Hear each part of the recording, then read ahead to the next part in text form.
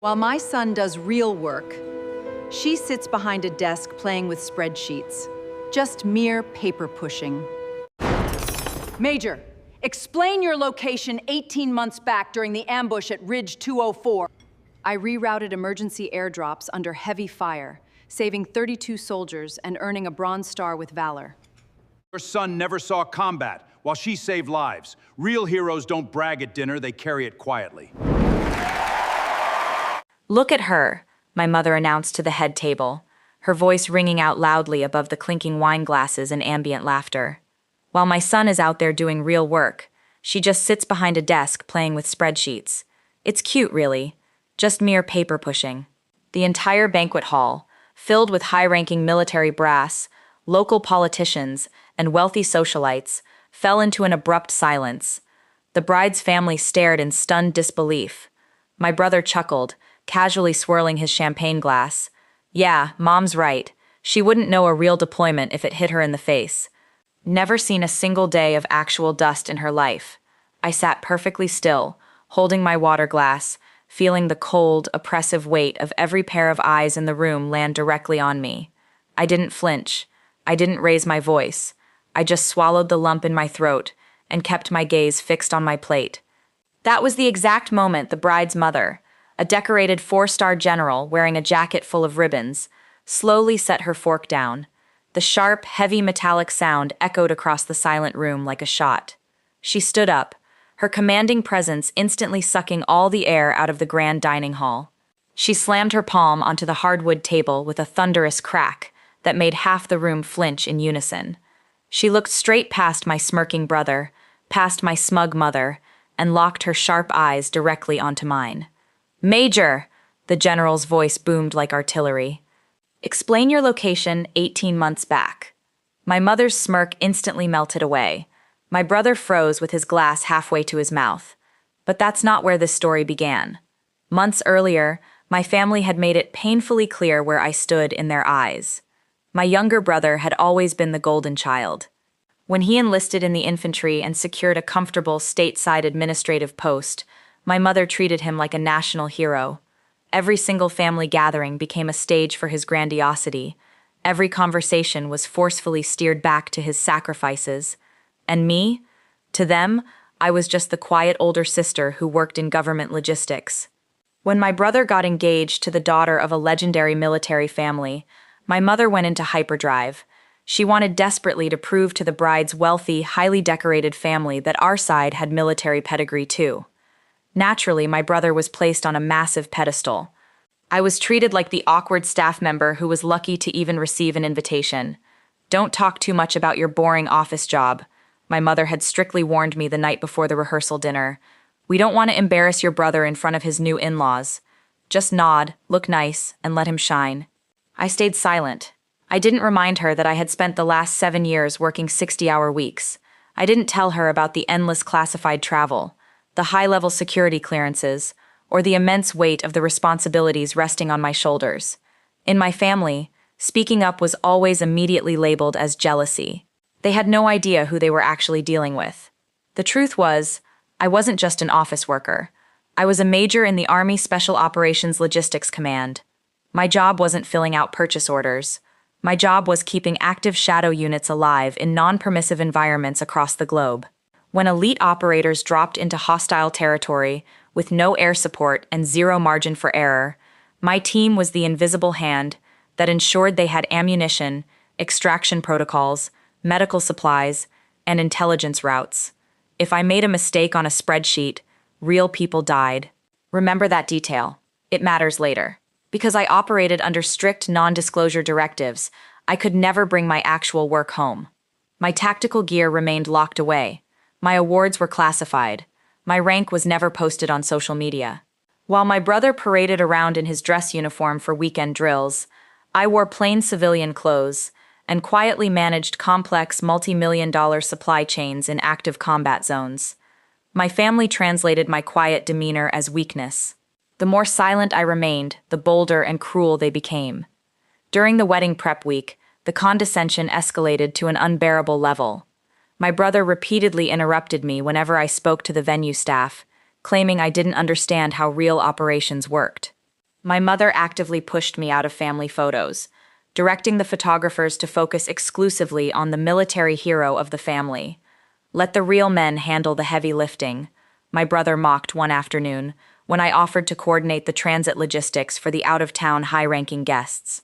You just stick to typing up lists, sis. I smiled politely and stepped back. I let them dig their own grave.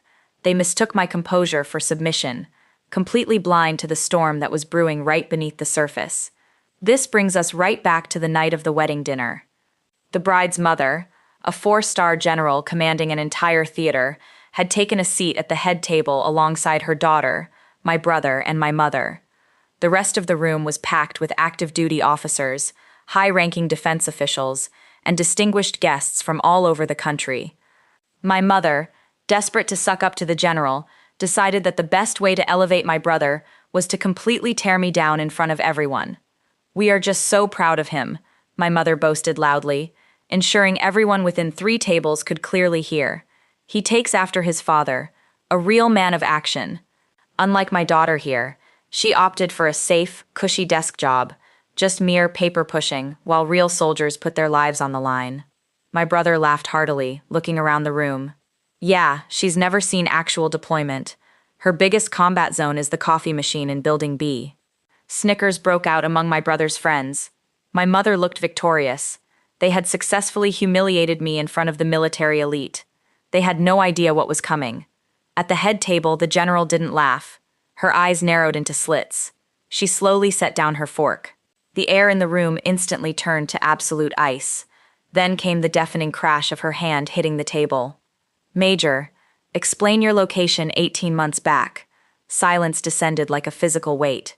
My mother blinked, completely confused. "Excuse me? General, I think you're confusing her with someone else." I was not speaking to you," the general barked, her voice cutting through the room like a razor blade. She didn't even turn her head to look at my mother.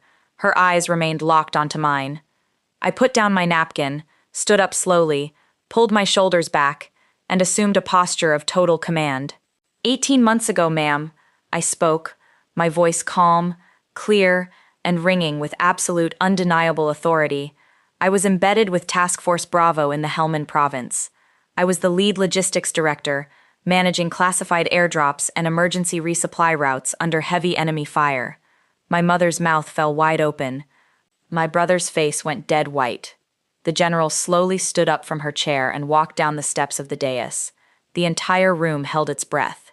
"Do you know why my daughter's unit survived the ambush at Ridge 204?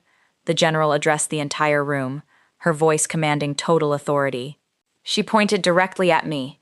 "Because this officer worked 48 straight hours without a single second of sleep, rerouting extraction assets through a blind sandstorm, securing heavy armor support, and personally overriding tactical commands to ensure 32 men came home alive.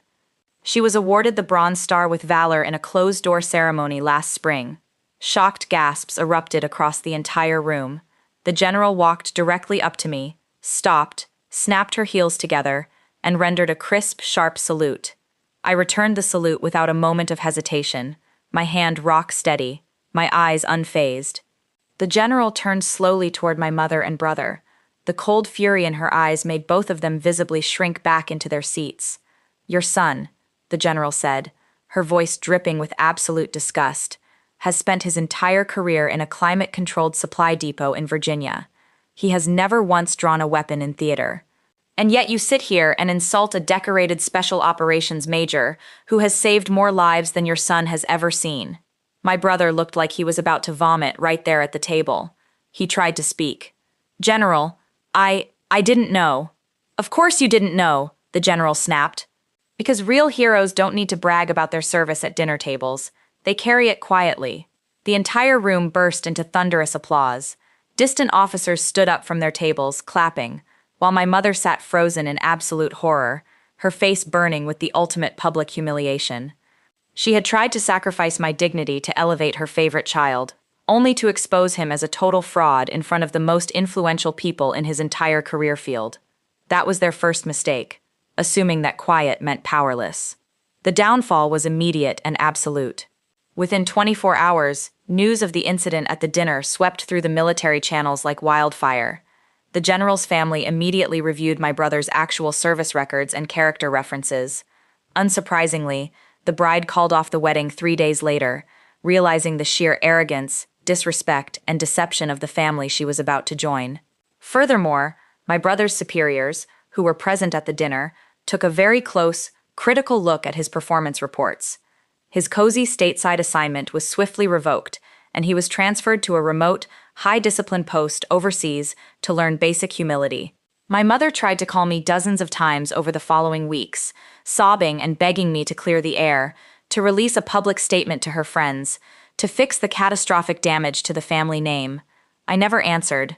I didn't need to yell, complain, or seek petty revenge. I simply let the truth do the heavy lifting for me. 6 months later, I received my official promotion to lieutenant colonel. Standing on the stage during my ceremony, surrounded by teammates who actually knew the true value of my work, I looked out at the audience. My mother and brother were nowhere to be found. I didn't feel anger, nor did I feel gloating pride. I just felt peace. They thought I was just paper pushing behind a desk. They forgot that the person who controls the logistics controls the entire battlefield.